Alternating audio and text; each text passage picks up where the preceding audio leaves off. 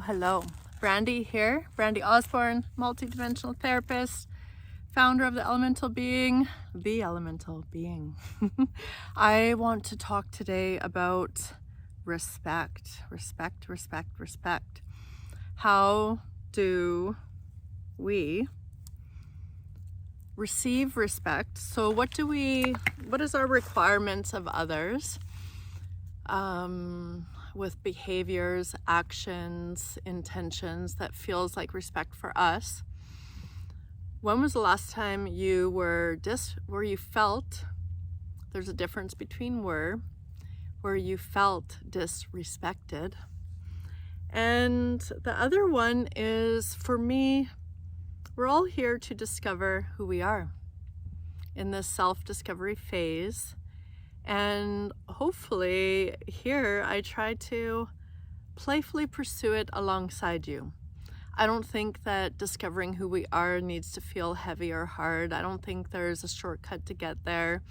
I think that we discover who we are through relationships and through a reflection of things that upset us, things that were not okay, things where we felt disrespected or disappointed. Maybe we're judging someone else, but there's this beautiful introspection that can happen there where it's like, where am I to doing this?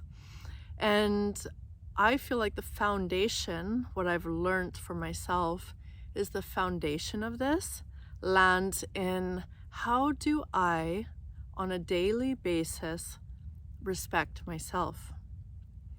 How do I talk to myself? How do I show myself respect? How do I make sure, I think to be respected, to feel respected, there's a felt sense of I feel safe here. And there's this felt sense of I feel seen, I feel heard, I feel understood. I feel safe because someone isn't trying to fix me, telling me I am wrong, controlling me, conforming me. I feel safe because I can have my own opinions, my own needs, my own requirements, and I can verbalize them. But the reality is, the reality is, are you giving it to yourself? Are you respecting yourself? And some examples that I would bring up of things that I've noticed about myself is, say in conversation for years there, it's not so much right now, but sometimes it trickles in where I would be the one in my mind saying like, Brandy, stop talking. Or why are you sharing that? You're oversharing.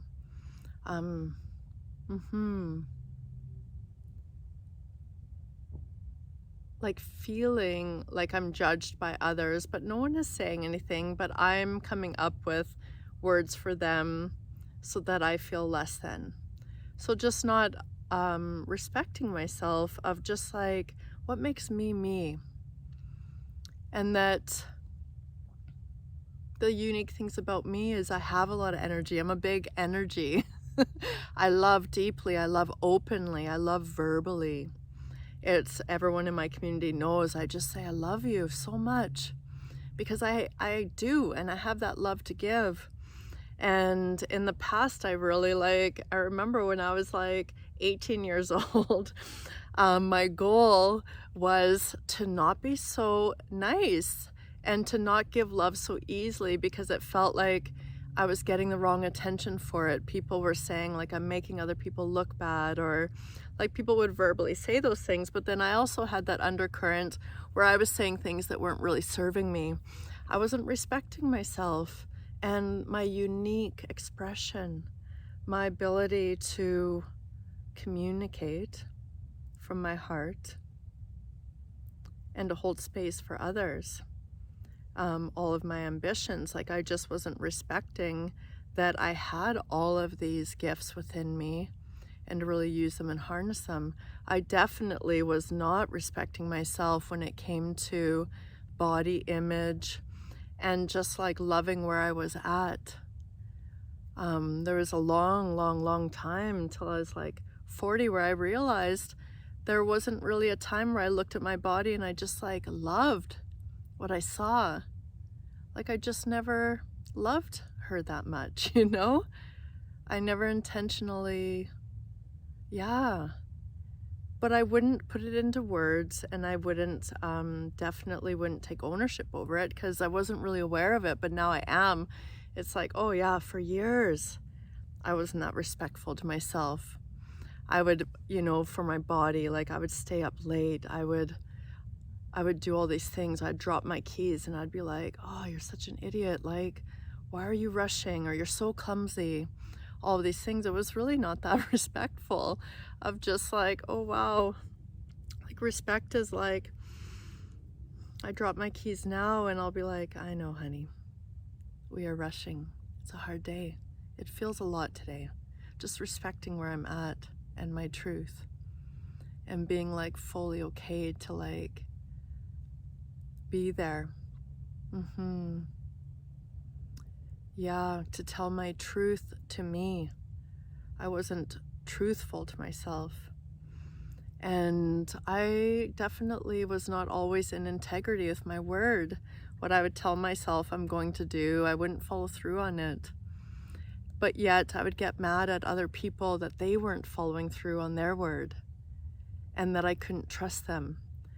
But the path to sacred union is to playfully pursue sacred union with yourself, where it's like, yeah, I need to work on that. And really treating yourself with such beautiful respect and being aware, accept, take ownership where you're not, and playfully pursue that growth, that discovery. And then slowly within relationships for you to, how can I verbalize, how can I share the inner workings of my mind with someone else in a truthful way? How can I express or validate their feelings of, I see you, I hear you? How can I be more aware of what I am saying and what I am doing and how it's affecting me and others? How can I live life in a more gentle way where I'm fully aware that everything I do matters, what I say matters, and especially the current, what lies within to myself. So that's the current that I'm riding on, and I'm currently writing this book, and man, I've been writing every day. I still have like a little dent in my finger from writing for 4 hours today. But it's all like this rewilding in relationship of just like this curious pursuit to, yeah, how can I love myself more? How can I come into the felt sense of my words and my actions and how I'm respecting myself and be able to clean up that garden inside? Make sure that garden of how I respect myself is clean, it's pristine. I've heard that through Maya Angelou and Oprah Winfrey, but just like really cleaning up the garden within, and that is to make sure that I am nourishing myself.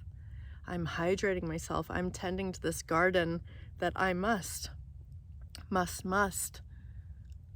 keep to myself, and to make sure that I'm loving and honoring and respecting myself within that garden. And from there to be that in the world. But you can't, it's really hard to be that in the world when you are not that to yourself. I would argue to say it's not achievable, because you're putting on an act and maybe you're landing in fear is deciding to do that versus just knowing that you deserve that. So of course everyone deserves it. Yeah. So how do you disrespect yourself? When was the last time or the first time you disrespected yourself through your words, your actions? And how do you respect yourself? How do you show yourself respect when nobody is looking underneath the skin, in the mind, the soul, the spirit? How do you respect yourself? And then give yourself that fiercely. Set boundaries around it. create the opportunity to discover that within yourself. And it will change every year, all the time. And usually it is because someone blatantly did something that was disrespectful to you. But if you can take that and be like, ooh, am I doing that to myself? And making sure you clean up that garden first. And always take ownership over if you feel that you disrespected someone or how you behaved wasn't in a really respectful way. Take ownership, reach out to that person and just say, I wanted to connect with you on something that's been, bothering me, that I feel wasn't really in alignment with respect. And I want to, just take ownership over those things and clear up the garden outside. And and always, again, the garden within you is the most important one to learn to respect. The one that no one even knows that you're doing it. Only you do. Can you earn your own respect? Yeah. I love you. I'm going to leave it at that. And please, please, please always share. Okay, bye.